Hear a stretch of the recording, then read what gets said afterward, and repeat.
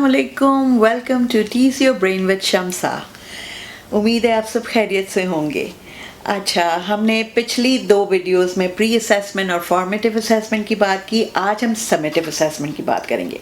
Now summative itself tells you that sum up, आपके पूरे unit की जो लर्निंग है वो बच्चा कैसे सम अप करेगा और कैसे आपको at the end of the unit बताएगा कि उसको ये चीज़ें समझ में आ गई हैं।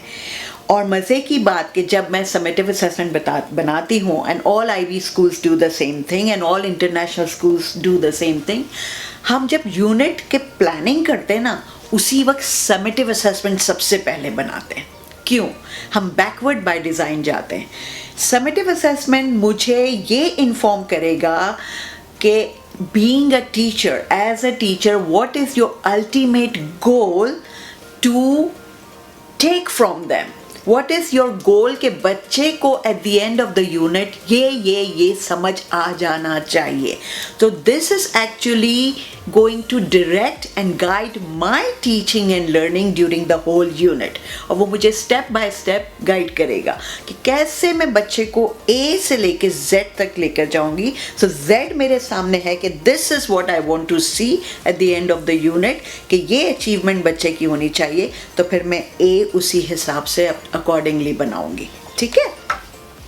अच्छा, समेटिव असेसमेंट जैसे ज़्यादातर एग्ज़ाम और टेस्ट पेपर पेन टेस्ट कर दिया, ठीक है, नहीं, समेटिव असेसमेंट में आपको वैरायटी मिलती है। You are not relying on paper pen test. मैं पेपर पेन टेस्ट भी करती हूँ, वो मैं एक अलग वीडियो में आपको बताऊंगी कि जब वो मैं करती हूँ तो मैं किस तरह से करती हूँ, ठीक है। But summative assessment individual learning को मैं असेस करूँगी और ग्रुप को भी करती हूँ। तो sometimes I do in group, sometimes I do individual. But अगर ग्रुप में भी कर रहे होते हैं तो मैं हर बच्चे की इंडिविजुअल लर्निंग देख रही होती हूँ। तो मैं जो फॉलो करती हूँ, ये ग्रांट विगिन्स हैं जो बहुत बड़े रिसर्चर और एजुकेशनिस्ट हैं, उन्होंने ये मॉडल इंट्रोड्यूस किया था जिसे हम कहते हैं grasp model, GRASPS, grasp. Now G stands for goal। आपका गोल क्या है? You establish a problem.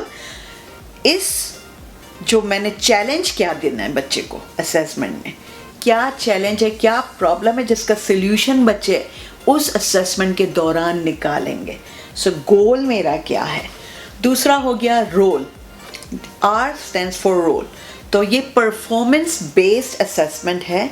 तो आप इसमें जो है स्लाइड शो करवा सकते हैं, आप इसमें रोल प्ले करवा सकते हैं, आप उसमें स्पीच करवा सकते हैं, बच्चा रिसर्च करेगा, आप उस पर टॉक करेगा, एक 3 मिनट्स की टॉक पे बच्चा सब कुछ बताएगा या प्रेजेंट करेगा थ्रू स्लाइड्स, ठीक है।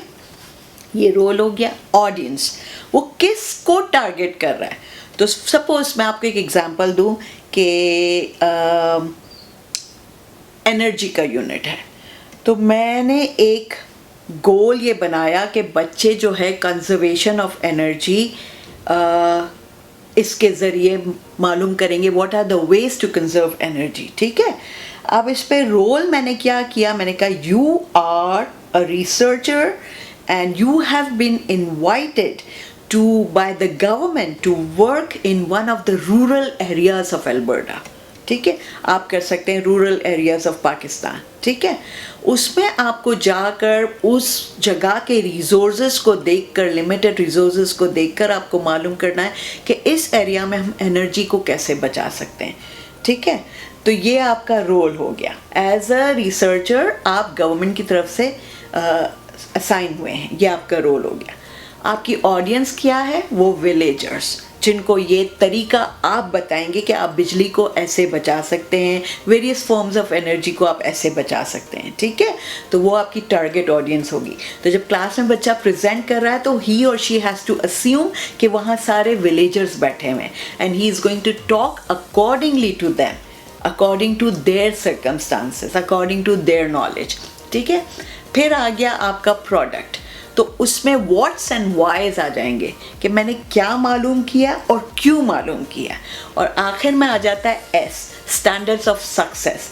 मेरी प्रेजेंटेशन कैसी होगी, यानी क्या मैं उसके अंदर डालूं कि it would be a successful presentation, it would be a successful research.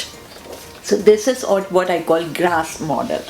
So इस तरह से मैं समेटिव असेसमेंट करवाती हूँ, और कभी वो मॉडल बनाते हैं, कभी कोई प्रोजेक्ट लगा दिया, कभी कोई रिसर्च बेस है, कभी स्लाइड शो है, कभी वो स्पीच देते हैं, कभी वो टॉक शो करते हैं। तो देर आर वेरियस वेज जहाँ आप उसकी इंडिविजुअल बच्चे को देख सकते हैं, लर्निंग को असेस कर सकते हैं कि how confident the child is, how great the content knowledge was. Content knowledge उसी वक्त अच्छा होगा जब उसकी रिसर्च अच्छी होगी।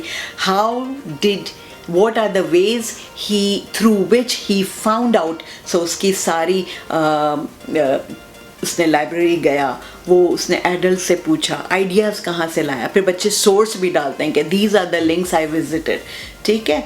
और फिर उसकी कम्युनिकेशन स्किल्स, उसकी प्रेजेंटेशन स्किल्स, उसका दूसरों से कैसे कनेक्ट हुआ, और सारी स्किल्स, उसकी थिंकिंग कितना इन डेप्थ गया, तो ये सारा समेटिव असेसमेंट में आता है। सो प्लीज़ आप जो है ये अगर आपको लग रहा है कि मैं बहुत I am rushing through it और मेरी वीडियोस बहुत शॉर्ट हैं और आपको और टाइम चाहिए, तो आप प्लीज़ मुझे बता दें।